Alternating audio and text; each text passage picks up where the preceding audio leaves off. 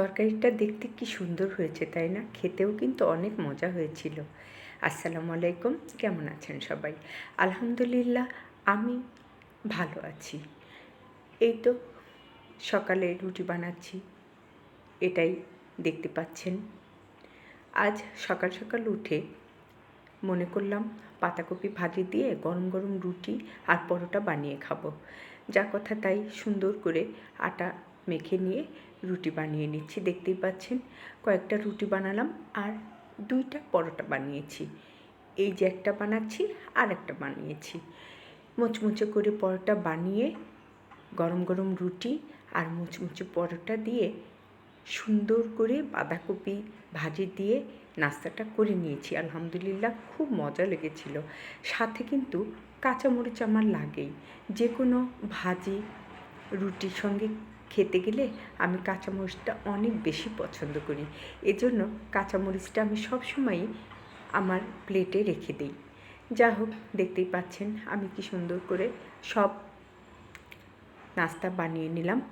এরপর আমি রুটি, পরোটা, ভাজি সব টেবিলে এনে সার্ভ করছি। দেখতে পাচ্ছেন এটা পাতাকপি ভাজি। নতুন নতুন পাতাকপি ভাজি কিন্তু খুবই মজা হয়। যেভাবেই আপনি ভাজেন না কেন, পাতাকপি ভাজি দিয়েই মনে হয় যে 2টা রুটি সুন্দর মতো খাওয়া যায়। যা হোক, এই তো দেখতেই পাচ্ছেন আমি এভাবে প্লেটটা সাজিয়ে নিয়ে সঙ্গে কাঁচামরিচ নিয়ে নাস্তাটা আলহামদুলিল্লাহ করে নিয়েছি। এরপর একটু ছাদে চলে গেলাম। ছাদে আমি কিছু পুঁই শাক, মূলা শাক, কচু শাক লাগিয়েছিলাম। এই দেখেন পুঁইয়ের ডাঁটাগুলো লাগিয়ে দিয়েছিলাম, সেখান থেকে কি সুন্দর পুঁই ফল হয়েছে।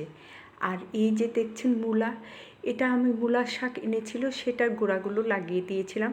কি সুন্দর যে হয়েছে মূলা শাক, আর ছোট ছোট কচু পাতা হয়েছে।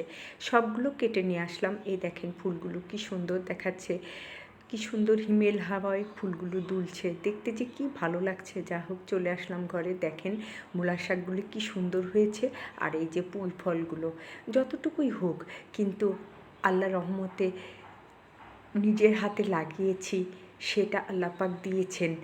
কি যে ভালো লাগে আসলে, সেটা হোক অল্প, কিন্তু এটার মধ্যে একটা অন্যরকম শান্তি কাজ করে। তা ভাবলাম সব কিছু মিলিয়ে, যেহেতু ইলিশ মাছের কাঁটা আছে, অর্থাৎ মাথা আর লেজ আছে, সেটা দিয়ে চচ্চড়ি করব।